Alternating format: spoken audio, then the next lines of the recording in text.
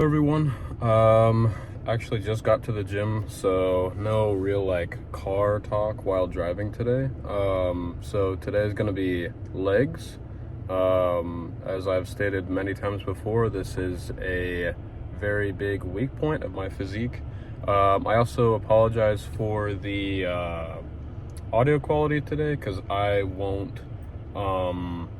don't have a microphone on me. Because I actually thought I was going into work later, so I wasn't going to record. But I found out that I don't have work, so that's actually pretty cool. I can record for you guys and really concentrate on the lift without, trying to artificially speed it up.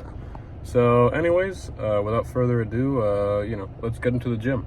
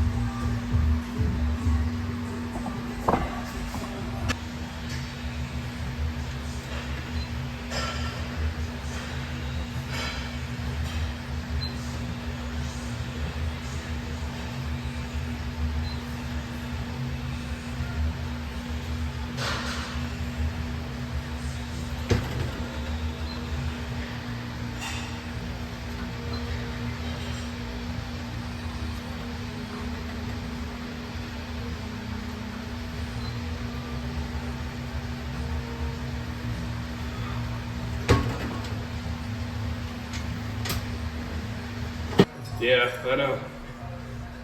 It'll happen one day probably, but not yet.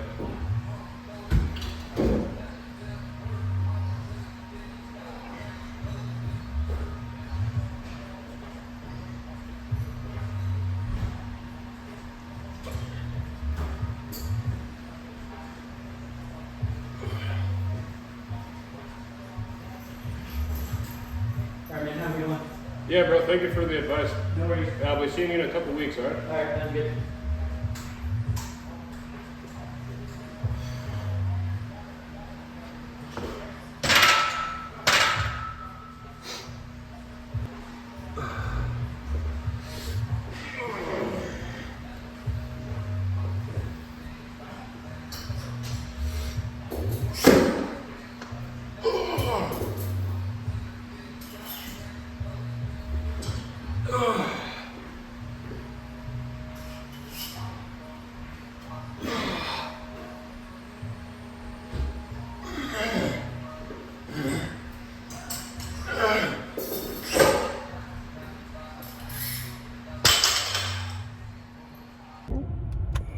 Okay.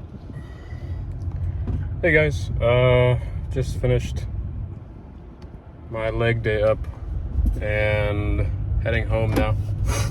So, leg day was similar in terms of volume, but I did not really go to failure as much. I only did 1 or 2 sets to failure, so see what happens. I'm actually inclined to go back to barbell squat for one of my movements. Just because when I was younger, did a lot of barbell squat, and it was, well, you know, my legs were honestly the strong point of my physique when I was younger, as weird as that may seem, because I used to do this conditioning camp when I was younger over the summertime, and most of the movements that we would do when we were lifting would be like a lot of powerlifting stuff, so like squat, bench, deadlift, hang clean pull, and a lot of those are very explosive leg exercises, except for bench press, obviously. So I don't know, maybe I just respond more to volume, as shitty as that is, because I really, really hate doing volume training. And maybe I just respond better to the resistance curve of a barbell squat, or just barbell movements in general. It's really weird how the body works, you know. Maybe something works better for your upper body that doesn't work for your lower body, and you have to adjust and really make it a point of action to, you know, change up your style of training for different parts of your body. Now, that is kind of bro science, because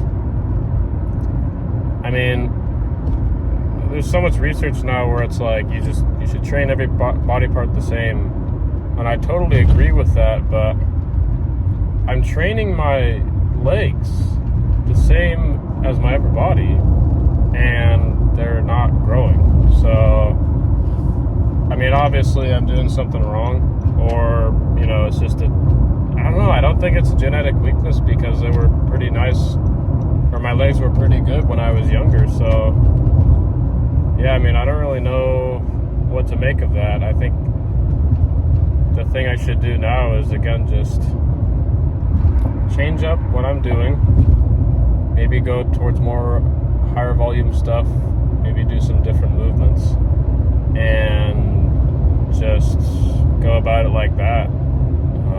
Because, you know, what else am I going to do? Just do the same thing that hasn't been working and just kind of just waste my time? Like, I don't really think that's optimal. As cringy as it is to say optimal, I don't think it's optimal. Yeah, so anyways, just to gloss over what we did for legs, we did some hack squat to start out. and then I went over to do some leg extension. That was it for quads, and then we went to do some leg curl and RDL. So those 4 movements, my calves are actually pretty strong. I think they're the strongest part of my legs. Not like strength-wise, just aesthetic-wise. So I probably won't actually train them because I want everything to look proportional. And even when I don't train them, they just get bigger anyways. It's just a genetic strong point, which is actually really nice because for a lot of people, calves are just, this looming thing over their head that's like you just can't do anything right because they're just such a stubborn muscle to grow. Those forearms, shoulders for some people, they're really the peripheral stuff. Is very hard to grow just because, again, it's peripheral, so you don't really train it that much on a lot of movements. Like for example, if you want to get your triceps bigger, you're already like indirectly training them during your push movements, your compound push movements like bench press and incline bench press, and if you want to get your biceps stronger, you're already training them on your back movements, and even on like a chest movement like fly or pec deck, you're still getting some bicep activation. But like with rear delts, the only time you really get a decent amount of like peripheral activation to me is when I train like a row, and I'm only doing a row like one time out of the entire workout, whereas like with bench press, you're usually doing 2 movements at least for your bench, and like you're doing fly, that's already training your biceps too. And then with shoulders, the only time you're really indirectly training your shoulders is the one that's least aesthetic, which is the front delt, which is on like a like a push movement. And then forearms indirectly with biceps, but don't really train biceps too much. My forearms aren't really a weak point. They're just like, I don't know. They're not like my legs where it's like, holy shit, like it doesn't really look proportional to the rest of your body. So yeah, anyways, successful leg day, hopefully. We'll see how much they grow on this new upper-lower split. And yeah, just gonna go home, get some protein in. I'm actually really, really happy that I do not have work today because I have an arrangement with some former coworkers. I'm gonna go to Outback, which I'm actually really excited for because I haven't been to Outback in like, I don't even know, like a decade or something. I don't know. Yeah, it's just, I don't know. I feel like Outback isn't really a place where it's like, oh, it's it's Friday night, honey, let's go to Outback. Like, I feel like it's just kind of like, oh, it's like I haven't been there in a while. I feel like that's why anybody ever goes there. It's, unless you have like, obviously, unless you work there, or unless you have like a coupon. I'm pretty sure Outback is like, they give out a lot of coupons or whatever for like steak and stuff like that, or whatever. I just remember their bread being really good. They have good bread. Cheesecake Factory has good bread. Like, I feel like when the bread comes out, it's not like a traditional like sourdough, like it's some form of like brown, thing, or it's like very like doughy.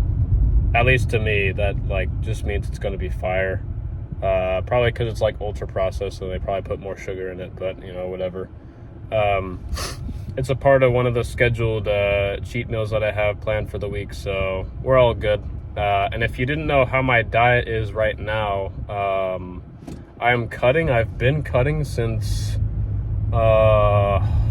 January, and I'm going to continue cutting until the summertime. Now, it's not really a good idea, at least in my opinion, to cut for like more than 4 months out of the year, but I'm 21. This is like the least spontaneous thing that I can do, is extending a cutting phase for another 2 months.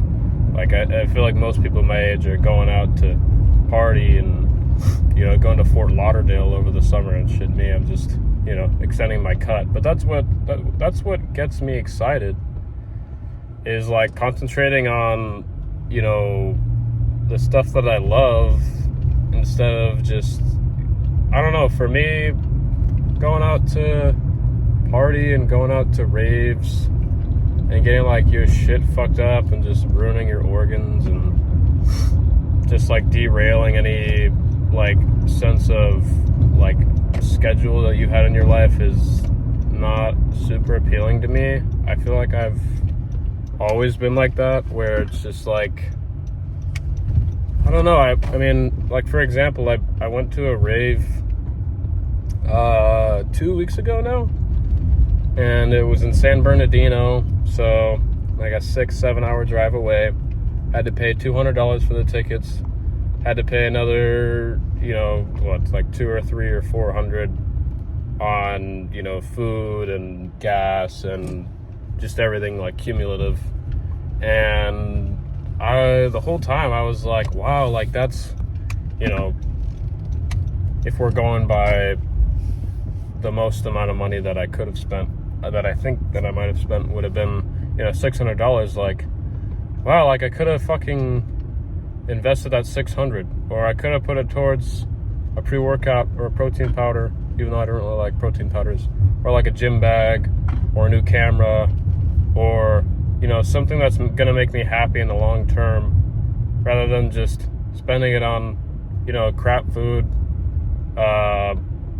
you know, going down to San Bernardino, which is, you know, sorry if you guys live in San Bernardino, which is kind of not the most ideal place to be around, because it has one of the highest crime rates in the state. Yeah, and I just, the whole time I was there, it just, you know, I was very, just didn't feel right. I'm also a very religious person, and I'm not trying to force anything on you guys, but for me, it's like, I just felt so far away from God that, I don't know, it just felt like super impure. So, anyways, so leg day today, gonna go eat some food. Actually, I did bring a Nature Valley bar to the gym for like intra workout, even though I don't really believe in intra workout, but I brought one to the gym because it was leg day, and I think it helped a little bit. I'm still a little bit brain foggy, so I think that means I do need to eat. So yeah, make sure you guys get in a lot of protein post workout, and you know, have a great day.